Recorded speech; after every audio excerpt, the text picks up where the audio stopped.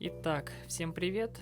Сегодня у нас достаточно интересный видеоролик про ремонт модель ноутбука Acer Aspire 3 A315-21. Такие ноутбуки уже побывали у меня в руках, а материнская плата до боли знакомая. Модель материнской платы я чуть позже покажу. С ней уже процедуры кое-какие проводились, и действительно случай у нас очень интересный. Досмотрите это видео до конца, потому что в конце будет расследование, почему и по каким обстоятельствам произошел данный инцидент.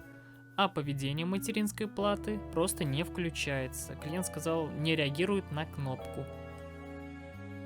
Давайте сразу пройдемся по сопротивлениям. Сопротивление графического процессора 20 Ом. Также дежурка была в норме и центральный процессор 40 Ом. Вот как видим 40 Ом. И пока я замеряю сопротивление, прошу вас подписаться на мой YouTube канал и Telegram. Telegram у меня свободный. Можете также присылать свои процедуры ремонта или задавать вопросы. А вот на SPI флешке у нас на 8-м выводе питания SPI флешки 1,8 вольт у нас короткое замыкание. Давайте посмотрим, куда ведет данная линия. Сразу говорю, что она всегда ведет в центральный процессор, либо в хабовую часть.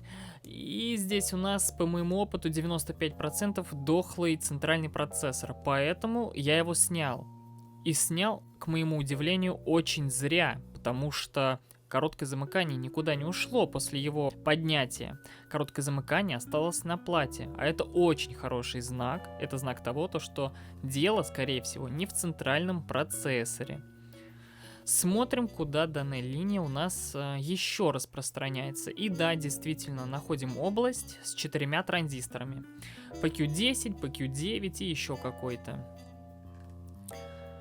И было решено снять все 3 N-канальных транзистора. Я решил полностью демонтировать их, и короткое замыкание у нас ушло. А вот трафарета под данный центральный процессор у меня не нашлось, поэтому рыболил вручную. И так как у нас отсутствует короткое замыкание по 1.8, давайте попробуем запустить. Центральный процессор я уже поставил, естественно. Подключим DDR-тестер, DDR4 тестер. Ну и, собственно, давайте подключим ее к питанию. Шим-контроллер, как видите, уже отсутствует кое-какой, если вы это заметили, но я рассказываю, как было, поэтому нечего к этому придираться. И посмотрим, какие питания поднимаются. У нас поднимаются все питания, кроме ВДД и ВТТ. ВТТ 50% от ВДД. ВДД должно быть 1,2 вольта. А сейчас я вам продемонстрирую, как запустить материнскую плату без шим-контроллера в данном случае. А сейчас слушаем и смотрим внимательно. Вот у нас схема данного шим-контроллера RT8231B. И сейчас я вам покажу, как сделать и ВДД, и чтобы у нас еще и ВТТ при этом генерировалось. Вот 1,2 вольта VSUS называется данная линия, вот PL10, который я также отключил. Поэтому в схеме я его просто стираю. 2 N-канальных MOSFET тоже сотрем. Это для формирования 1,2 вольта ВДД, естественно. Я их тоже снял. Ну и шим-контроллер отсутствует тоже. Заметьте, что он должен отсутствовать, желательно, конечно же. Схема у нас простая, ничего сложного. Нам всего лишь понадобится 2 резистора, ну и лабораторный блок питания. Вот, я взял 2 резистора. Я взял 2 резистора по 100 Ом, в дальнейшем вы это заметите, но на самом деле в схеме можно заметить, что я R1 подписал как 90 Ом. Нам понадобится всего лишь 3 точки, это ВДД, средняя точка и земляной контакт. Все, больше нам ничего не понадобится. Ну и лабораторный блок питания, естественно.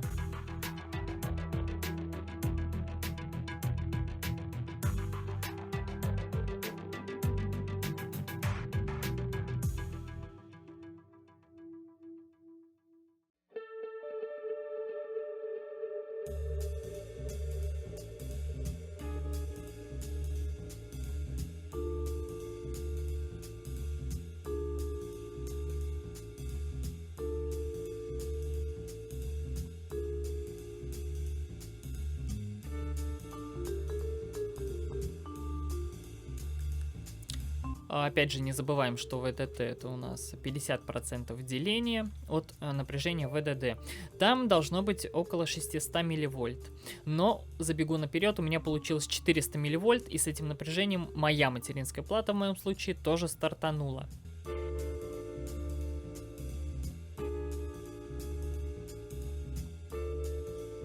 Смотрим, я подписал R1 и R2. R1 у нас 90 Ом, а R2 у нас должно быть 100 Ом. 90 Ом поставил для того, чтобы приблизительно у нас было 600 милливольт. Потому что когда я поставил два резистора по 100 Ом, у меня, ну, естественно, уже не 50% деления получилось, так как у нас есть потребитель, сопротивление какое-то определенное данной линии.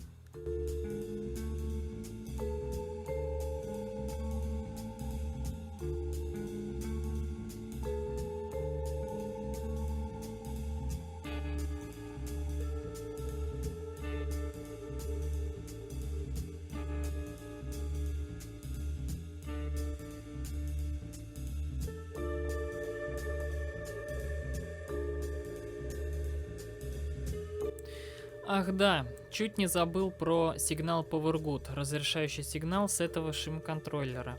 У меня он был со снятым шим-контроллером в высоком логическом уровне, поэтому мне никаких изменений не пришлось вносить. Но вам, возможно, придется найти резистор подтяжки данного сигнала и вместо него поставить какую-нибудь перемычку.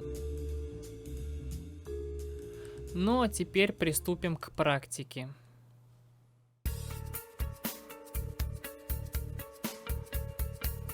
Нам понадобится, как я уже ранее говорил, 3 точки. Это ВДД, ВТТ и земляной контакт.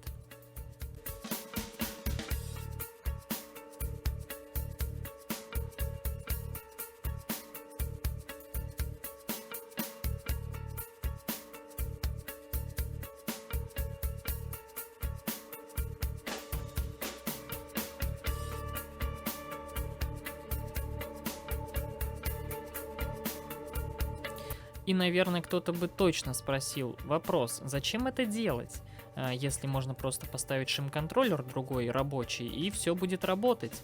Отвечаю на этот вопрос, чтобы убедиться в том, что у нас центральный процессор полностью исправен, так же, как и, собственно, вся материнская плата, пока мы ждем шим-контроллер.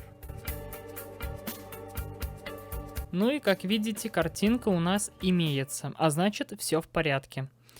Пришел шим-контроллер с PartDirect, так как клиент не хотел заказывать на AliExpress. Я, конечно, заказал для себя, пусть они будут. Для клиента нужно было поторопиться, так как ноутбук клиенту нужен был для работы. И поэтому он меня постоянно торопил. И, собственно, было принято решение заказывать с PartDirect с разбора. С разбора, кто не понимает, это снятый шим-контроллер с другой материнской платы. Как вы уже понимаете, он приехал неисправен. У нас пробился source на drain, ключами, которые он управляет. Ну, тут, собственно, привет.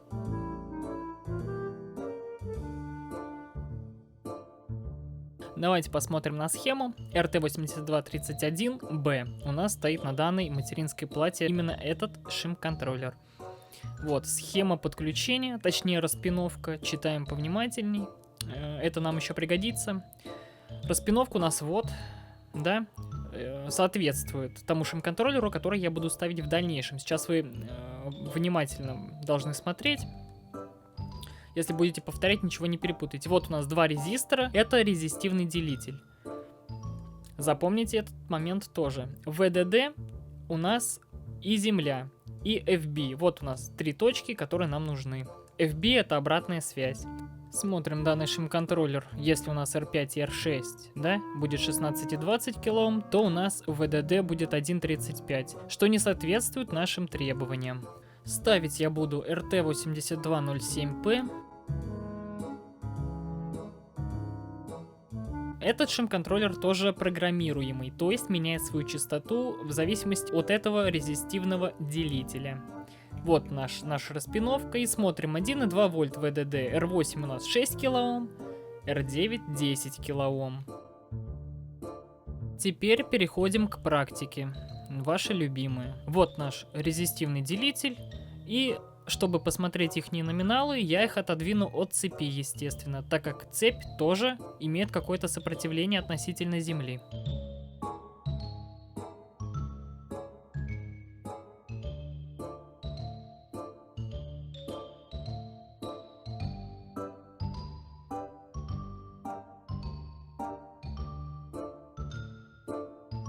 Меряем их сопротивление, 16 килоом. А тот резистор, который не подключен к Земле, имеет сопротивление 8 килоом, который подключен к ВДД. А чтобы у нас шим-контроллер работал на частоте, которая генерирует 1,2 вольта для памяти DDR4, нам, соответственно, нужно туда установить резистор на 6 килоом. У меня такого не было. Пришлось взять резистор побольше, подготовить посадочное место.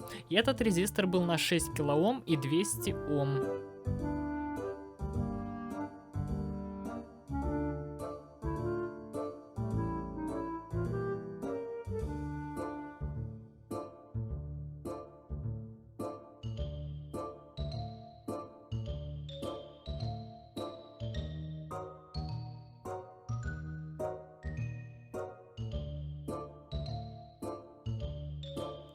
Ну и теперь осталось нам это все дело отмыть как следует.